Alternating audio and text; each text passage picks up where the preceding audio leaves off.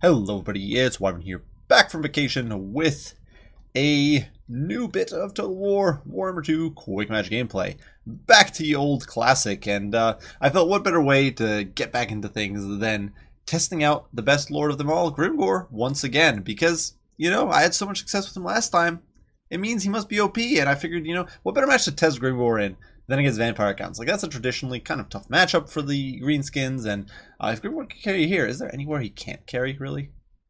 So either way, we are rolling with Grimgor. And of course, if you bring Grimgor, you have to bring him fully kitted out. You can't be a loser who just brings him stripped down as a wall battery. You gotta bring Gitsnik. You gotta get that extra melee attack and damage. You gotta have stand your ground, keep your boys in line. Foe Seeker, of course, so you can chase people down. All that goodness. Alongside him, we do have a Night Goblin Shaman. Now, a bit of a perhaps mistake here is the fact that I didn't also bring, didn't bring an Orc Shaman. Orc Shaman, of course, gives you Fits of Gork. Very important to get magic damage if your opponent goes Ethereal Heavy. But either way, at least we do have the Night Goblin Shaman. He does have Gork'll Fix It, which will help me control big enemy monsters, help my Black Orcs do more damage to them. Itchy Nuisance, of course, to debuff enemy damage output, and Sneaky Stabbing, so we can get the max value out of Grimgor, or big lads here, or maybe the Black Orcs as well. For our front line, it is simply composed of the 8 Peak Loonies and 3 units of Black Orcs. 8 Peak Loonies, of course, an absolute beastly unit. They've got the Loonies of 8 Peaks, great spin to win. Sort of fanatics that they throw out and do lots of damage. They also apply poison, and that'll help the Black Orcs tank more damage and survive longer. For our front line, Crimson Killers here in the center. These guys are amazing against the vampire counts. Of course, crazy leadership, immunity to psychology, like normal Black Orcs. Stack that on top of monster's armor and the crazy melee attack, and a respectable defense by Black Orc standards, and then the crazy weapon strength with Splash, and they just mulch through units like Graveguard and much lesser vampire troops. On the flanks, we do have 2 units of Black Orcs, each with a Chevron, because we had some points left over. Once again, very potent, especially with walking in. And behind them, the Ragnarok Queen, as well as a Giant, because we need something to zone away Mortis Engines, a huge threat to Black Orc blobs. And, of course, deal with Terrorgeists and Blood Knights and annoying units like that might try to cycle charge me. Finally, here in the back, we do have 3 units of Goblin Wolf Rider Archers, once again meant to deal mostly with Mortis Engines. The Mogreb's Mangy Marauders, they hit pretty well. They've got AP damage. They'll definitely be able to chip away Terrorgeist, that sort of stuff. And obviously a bit susceptible to interception and pursuit, but they are cheap and cheerful, and that's very nice. Now for my opponent's build, he has gone with a bit of a mixed bag. For his Lord, he is running with a Blood Dragon Vampire Lord. And if we zoom in, we can see him here, standing facing the wrong direction with his 2 blades drawn. He's kitted to the teeth. He does have the Honor of Death, which grants him great resistance when he's in melee. He's got Elm of Discord, which debuffs enemy troops. And this is potent. This is a great way to counteract Wa. He does have Heart Piercing. So Armor Sundering can help, for example, Sternsman do a lot more damage. He also, especially against Black Orcs, dropping from 110 to 80 is a huge debuff. Keep in mind that if you manage to drop the, you're looking at doing an average of 60% or 40% damage versus an average of only 20% damage. You essentially double your damage output with non-AP against Black Orcs when you hit them with Heart Piercing. We do have Sword of Anti-Heroes. We do have Raise Dead, as well as Invocation of Nehek. So he's got the usual spells, and of course some good old Disruption, and he's got Nuisance. Frontline Zombies, not much to be said for these guys. They're there to soak up the charge and allow the Graveguard with great weapons to do their work in full, to chew through my Black Orcs. And of course, Sternsman, great anchor, very expensive unit, but they'll do pretty well. That said, against Grimgor, as well as the horde of Crimson Killers, this might not be the best unit that you want. There is also a Banshee here in the pits. She's definitely a huge threat because we don't have any magic damage on the field. She does have the Screeching Banner. Fortunately, we have pretty good leadership. So the only unit that's really susceptible to fear and terror in my army is the Goblin Wolf Rider Archers, and if I let them get caught, they're screwed anyway, so who really cares? Otherwise, there's nothing for my opponent. Oh, and I guess my Night Goblin Shaman. Besides that, there's not much for my opponent to route. There are 2 Terrorgeists in the skies to provide anti-large. The Claw of Nagash, as expected here, providing extra winds of magic, healing, and of course that Mortis effect. So a huge threat to the Black Orc line. And finally, a single unit of Bats to harass. So either way, lines are closing pretty damn rapidly. I do sally out with my Mogreb's Mangy Marauders, looking to chip away a little bit, perhaps as sort of zone my opponent's troops. Both of us are just mass moving, so you can see some troops just outpacing others. I actually pulled the Spider back because it's a bit of a nippier unit, but we will be pulling her forward shortly. In the meantime, you can see the Terrorgeist here being chipped away at by archery fire, but in turn they get nasty breaths on my Giant. This poor guy's down about 1100 or so HP, or 1500 actually. I was way off. So 1500 HP off the Giant, definitely not what you want early into the game like this. But at least that does mean these guys are now 2 breaths short, and That will help the Black Orcs do better if we can get rid of the Claw of Nagash. Now we are closing the gap here pretty rapidly, and we are going to be casting the Loonies. So, of course, we do line ourselves up, and out come the Loonies, spinning like mad. You can see those tied up dwarves there. The unique graphical effect on the AP loons. They have dwarves tied up instead of ball and chain, and they just plow through the Sternsmen, and it's quite the epic sight. Unfortunately, they don't do necessarily that much damage, but you know, every little bit counts, and especially against the massed blob of undead troops here, they will do some decent amount of work. You can see they're just going to pile through these Graveyard weapons, sending them flying through the air.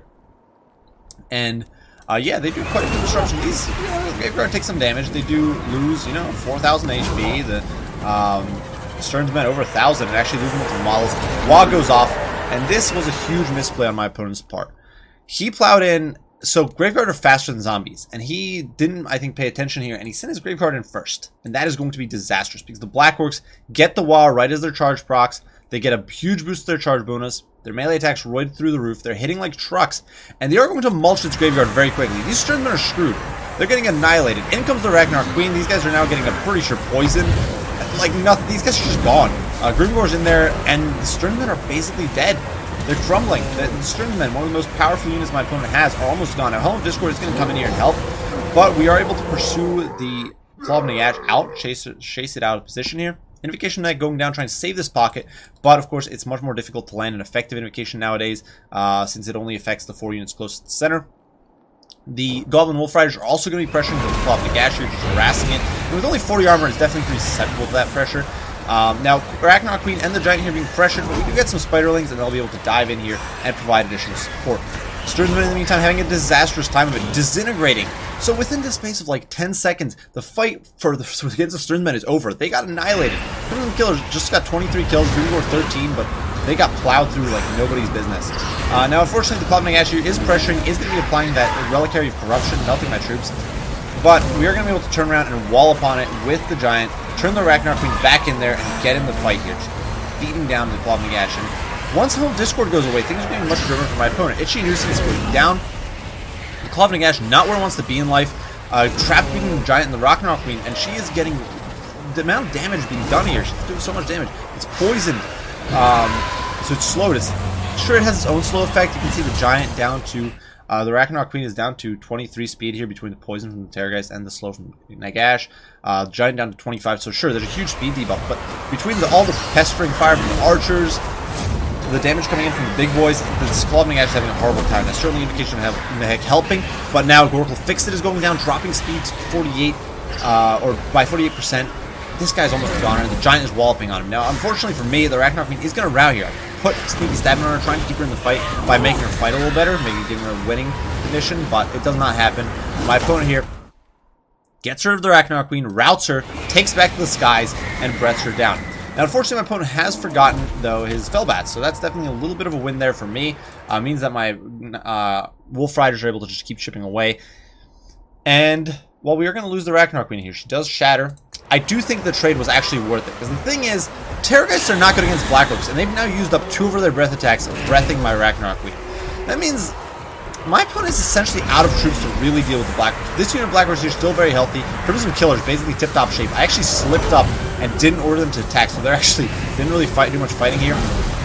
They are plowing through these summon zombies and normal zombies and Graveguard. Grimgor is in there, popping a second Wah. And with the Giant, you know, Grimgor, 500 weapon strength. It still means it doesn't look impressive, but when you consider that she gets 75% damage mitigation, but with very low melee defense, Grimgor, you know, he's still hitting for 125 HP every single swing. It adds up. When we pop our Git Snake on Grimgor 640, so we're looking at 160 damage swing, and that adds up quickly to the Banshee, especially with Crimson Killers in there, the Giant in there. She's not going to last much longer. Elsewhere, them deep down, pestering fire coming in from the goblins, whittling out these Terrorgeists. The poor Blood Dragon who Grimgor focused earlier actually hit his healing cap. And now the Black Orcs here just holding their own. And the thing is, Black Orcs are in psychology. They don't care. They got Sneaky Stabbing here. They're beating these guys down. Yeah, they're going to lose. Eventually they'll rout. But they've almost gained 2 chevrons in this fight. They started out with 1, they're almost up to 3. And now they've stalled my opponent. Like I said, there's Terror guys, they can't deal with Blackworks. And now in come the Crimson Killers, Grimgor, the Giant, the 8B Glues, all these units swarming in, Itchy Loosens going down, helping these Blackworks stay in the fight. You know, immune psychology, they're not routing, they're not leaving until they're dead. Giant's coming in, still has 4,000 HP. Helm of Discord only dropping into 46 attack, and Gork will fix it now, goes down. This Terror guys between poison and the Gork will fix it is down to 26 speed. He can't really escape. He's trapped in the pits, surrounded by Blackworks, and this is a terrifying proposition. This is not where we want to be in life, and you can see these Blackworks over here still hanging on. This is down to, like, I don't know, how many models? 10 models, and they're still fighting tooth and nail. Terror guys crumbles, and here in the pits, Grimgor is in there somewhere. One Terror guys does go down, toppling to the big boss. There's Grimgor right there, just chopping down the Terror guy. Grimgor is huge, like he's almost as big as like the Terror guy's body. Holy hell. He's not to be pushed around. Now the Blood Dragon is over here kicking and slapping and trying to do his best, but it's simply a matter of time now. Grimgor does chop the Terror guys down to size. The Bat's finally sorting my opponent, finally realizing he had this unit, but way too late. And yeah, Blood Dragon is a goner. And that is going to be it, as the Force of the Vampire Council do crumble. A close victory for the Greenskins, and another clear demonstration that Grimgor is best. Now, in all seriousness, this was a surprisingly efficient build. I was actually kind of impressed with how well it did. Kind of a Death Star, Greenskin Death Star. And with Grimgor, you're able to just charge that wall, get a bunch of walls off, and you melt that front line from your opponent. The Blackworks don't route, essentially. One of them almost gained 2 chevrons, went up to 3. One of them came pretty close as well. Hundreds of kills going in.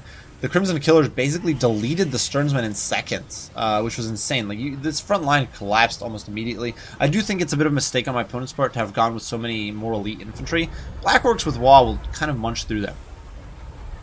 That said, now Grimgor, I think the biggest mistake with this build really was the lack of a caster or a way to get magic damage. I didn't have Brain Burst because I didn't bring the Big Wah. I didn't have Brain Burst. I didn't have Fists of Gork. Perhaps even if I didn't want to bring Fists of Gork or something, even if I didn't want to bring Big Wah, I could have at least brought Vindictive Glare on the Night Goblin Shaman. So if my opponent brought, say, 2 Banshees, I could snipe them down with Vindictive Glare. Because I think that was a bit of a misplay. Blackworks with Wah and Sneaky Stabbing can deal with, say, Karen Rates or Hex Rates maybe, but it's difficult. And definitely I think Night Goblin Shaman, while Night Goblin Shaman wasn't a bad choice, I do think I should have brought some sort of magic damage spell, or some way to deliver that. Besides that, Giant gaining 4 chevrons, I think, so that's just nuts. Shows how much damage he was doing. He crushed the Mortison and crushed the Terror guys, crushed the Banshee, and really held the line. Unfortunately, the Ragnarok Queen didn't do as well. She got focused pretty hard. Giant's very strong against counts because you don't have to worry about missile play, and their leadership's insane, and they hit like trucks. And Vampire counts, they've got to engage you in melee, so you beat them down in a combat. Chewing through 9,000 plus HP, even if you land 3 perfect breaths with your Terrorgeists, you're still going to have to chew through like 6,000 or so HP. It's still going to be insane how much you're going to have to do. Maybe like 5,000, but still, it's a lot of HP, and you've just blown all your breath attacks on that, so it's pretty nuts. Grimgor actually did pretty well. He helped chop through the Sternsmen quickly, dealt with the Banshee, dealt with the Blood Dragon in the long run. Definitely very potent stuff. Getting that wall off, very useful.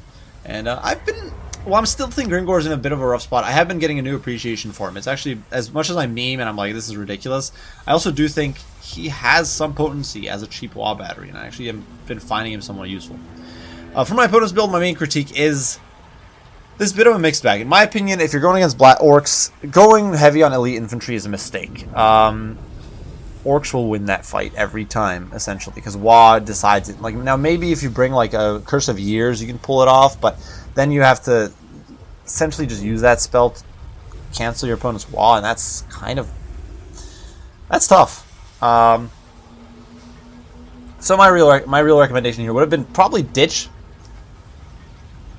the Graveyard with great weapons elite. Maybe keep the Sternsmen as an anchor and a decent sort of support tool.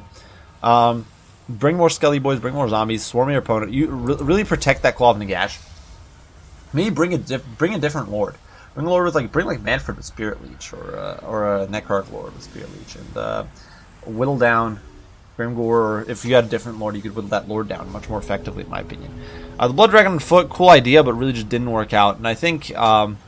The other thing I'd say is the Terror guys just kind of, they did do some damage, but ultimately, I think you could probably just bring one, and then bring, like, Blood Knights instead, because Blood Knights will do you much better against Giants, I think, for example. That might just be me. Either way, definitely I think the biggest mistake here is just not having enough meat and blockage to stop the Claw of Nagash from running amok. And I do think the Lord choice obviously meant to synergize with this sort of melee rush, but at the same time, that's just not a way you want to engage.